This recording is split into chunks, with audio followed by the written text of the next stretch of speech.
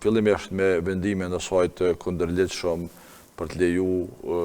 që të administrohen votat me postë të ardhura pas afatit ligjor, që është në vendim në kundërshtim me ligjin, sepse ligji është i saktë edhe përcakton ditën e votimit që kutit votimit hapen dhe qendrat e votimit hapen në ora 7 dhe përfundojnë në ora 19. Gjithashtu edhe për votat me postë është afati ligjor i fundit kur ato mund të arrijnë në Kosovë për të administruar në mënyrë të lehtëshme, sepse është barazia e votuesve në kohë të njëjtë që të votojnë të gjithë.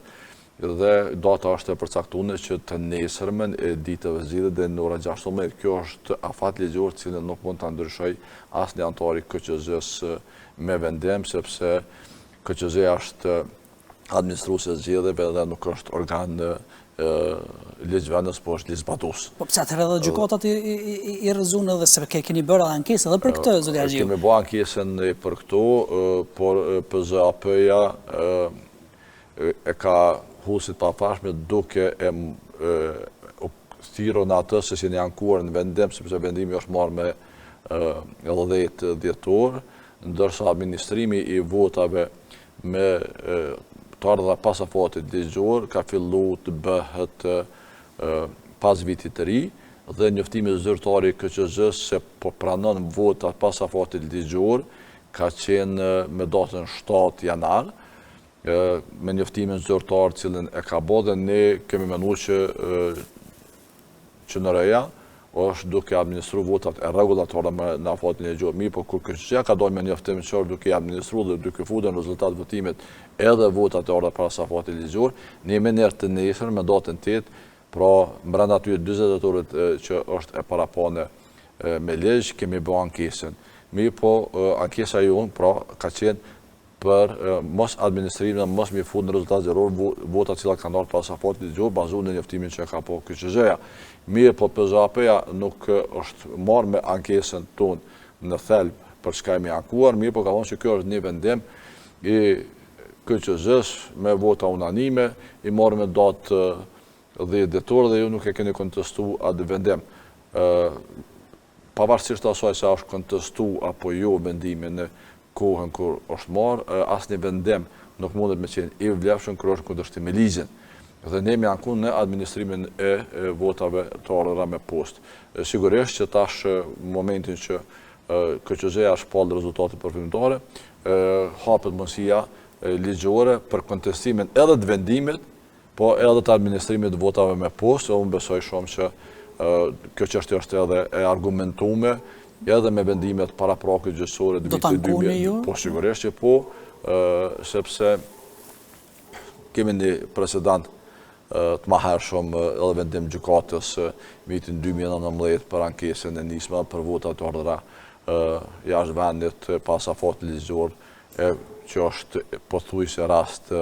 kogja identik me këtë që kemi ngritur ne. Po flasim për 23.232 votave me postë të ardhura pas afatit ligjor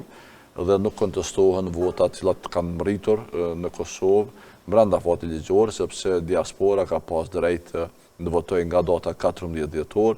deri ditën e zgjedhjeve, dhe këtë drejt e kanë shfrytzuar në diasporë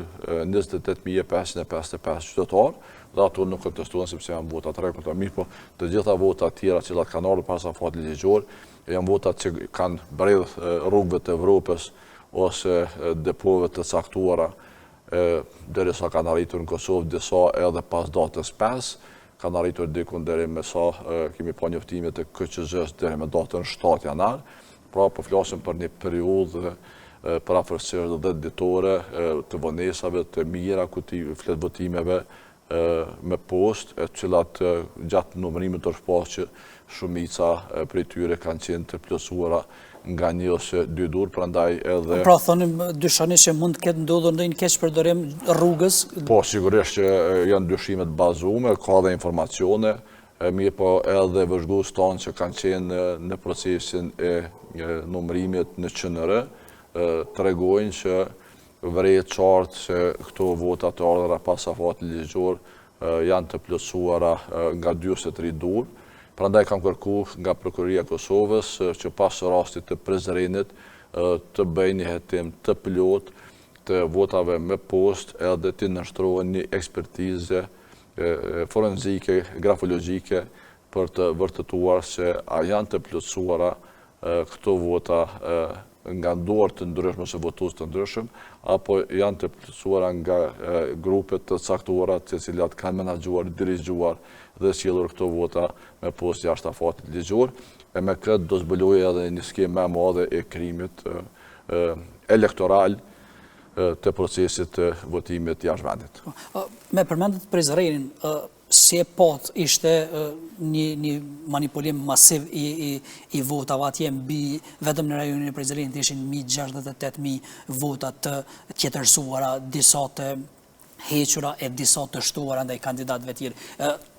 U pat që kishte, sidomos nga PDK-ja kishte jashtëzakonisht shumë. Si e pat ju, me që jeni bashkëpartijak me ta, si e pat ju? Pa dallim të gjithë në Prizren, të gjitha subjekte politike dhe të gjithë komisionerët duket që të kenë bërë një koordinim të caktuar për të manipuluar votat preferenciale të kandidatëve, sepse është pa që votat e partive politike nuk janë prekur, ato kanë mbetur të tilla. Dhe kushdo që i ka futur durt në kutitë të votimit dhe ka ndryshuar vullnetin e qytetarëve